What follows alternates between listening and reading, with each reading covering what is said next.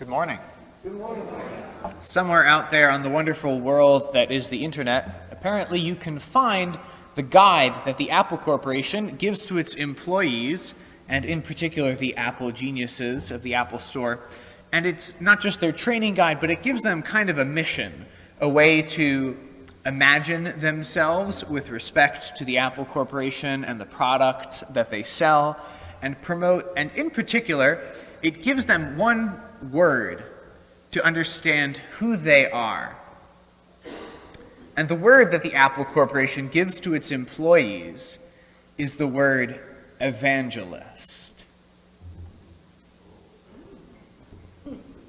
Interesting. So are the Apple Corporation evangelists?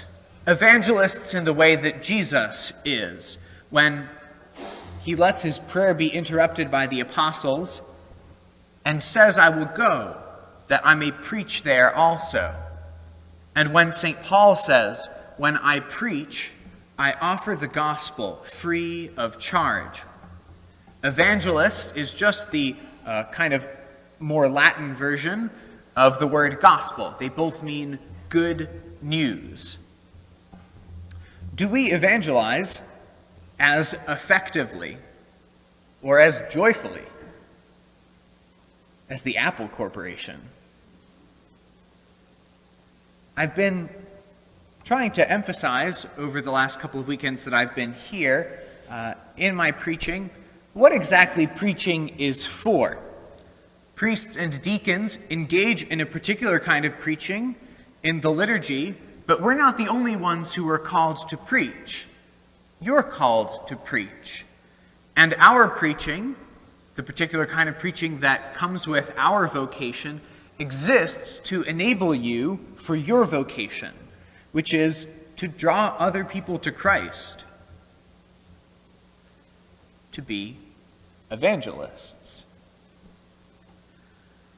So here are three ways we can think about our mission, the way that God relates to us, and the way that we are invited to bring other people to him through the lens of technology. Because while the Apple evangelists bring you into a relationship with your product, their product, a product that restructures your life, that gives you clarity and this kind of focus for everything about your life, we have something better than a product. We have a person who's Jesus. So why do people love their technology? The first thing is that we want presence in our lives. And sometimes we feel like we can trust the presence of our technology. You know what people are like who really love their phones when they lose their phones? It's like their whole life shuts down. And then you have to engage all of these other people in this chase for your phone. It's just like the apostles said to Jesus. Everyone is looking for you.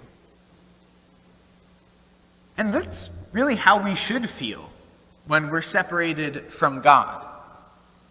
The way that Jesus looked at people, through it they experienced that he desired their good in a way greater than anybody else did. And not only that he inflamed a desire in them, but that he fulfilled their desire. Our mission is to do what the apostles did in this gospel passage over and over again. First, Jesus heals Peter's mother-in-law. Why? Because Peter and Andrew are bringing Jesus into their house. And then it says that they bring to Jesus those who are sick and those who are possessed. Are we bringing the people in our life to Jesus to be healed? And then it says that they go to Jesus and they bring him back to people because they're looking for him. Are we doing that in our life? Because everyone is looking for him, and we all need presence. So we're looking for presence. We're also looking for something that's going to integrate our lives. What do people love so much about Apple products or your Google Suite or Microsoft Office? It takes everything in your life and it puts it in one place. It takes your calendar, your sleep schedule, your bills, the stuff you're writing, and your emails, and you can all find it in one place. It's concentrated, and it's like a context that makes everything in your life make sense because it's ordered in this one place. Our faith does this better even than your iPhone. Because your iPhone can order those things, but your iPhone can't tell you what to do with your loneliness or your sadness, with your joy or the struggle in your family, with your victory and the things that you love. But all of those things we can offer to God. We can give them to him, and he cherishes them in his heart. We're looking for something that's going to be the center of our lives, that will hold everything together. We want integration. So we want presence and we want integration, but we want purpose in our life too. Jesus says about his preaching, "For this purpose have I come." In the traditional language of classic and Catholic philosophy, we call God our final end. That means he's our fulfillment and the purpose of everything in our life. But sometimes we think that something else is our final end. And it's really built to teach us that, to train us kind of subconsciously into thinking that. So how are some of the ways that it does that? So here, I have some texts from a cloistered Benedictine sister. That's cool. So when she texts me, it shows up like this in black on the back of the screen. And then when I text her back, it shows up in blue. If you text somebody with an Android, it kind of has this annoying green color that bothers your eyes. But if you text someone with an iPhone, it has this soothing blue color. Wow, I should really text more people with iPhones. And it kind of teaches us these two different things. First of all, what happens when you haven't replied is the screen looks kind of boring, dim. And so you think, wow, I should really text more. And then you do. And then once you text, look what happens. It trains us to realize what other people say, not that interesting. What I have to say, wow. Look at that nice blue color. And of course, we want to be flattered. We want to know that what we have to say is important and that we are important. And so we buy things that affirm that for us, as this does so well. But is it our final end? Here's another way of asking that question. What has your phone improved more? Your relationships with people or your relationship with your phone? What has Instagram improved more? Your relationship with other people or your relationship with Instagram? Instagram doesn't care if you meet other people. Instagram needs to keep running, and so it's built to keep running. But we do all of this, we use these things because our hearts have such a longing for connection. If you lose your Apple product, it's okay, because on your other Apple products, you have an app that will help you find your phone or find your laptop. There's this constant pinging when it finds it, and it stays there until you find your phone.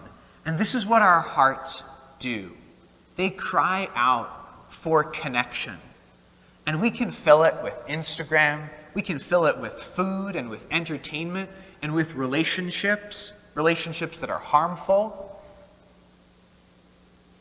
And our hearts will always want more, because the only thing that can satisfy that desire is God. And he's the only thing who, when we have him, fulfills us and satisfies us. That kind of pinging is a gift from God. He put it in our heart. He gave us that desire so that we would know. He's saying in that desire, I'll be here. You can look around at everything else in life, but when you get tired, I'm here. He gave us that connection, and because of it, we desire to know others completely, and to be known completely. But God wants that connection too. He wanted it so much that he became flesh and lived as a human being in history, fully human and fully divine. He suffered, he died, and he rose for us, for you, because he longs for that connection. He's always present in this church, and his present body, blood, soul, and divinity on this altar in the Mass, because God wants that connection too. And there's one word for connection that's maybe even a better word for what we long for. God gives us his body and blood, and what we want, the other word for connection, is communion.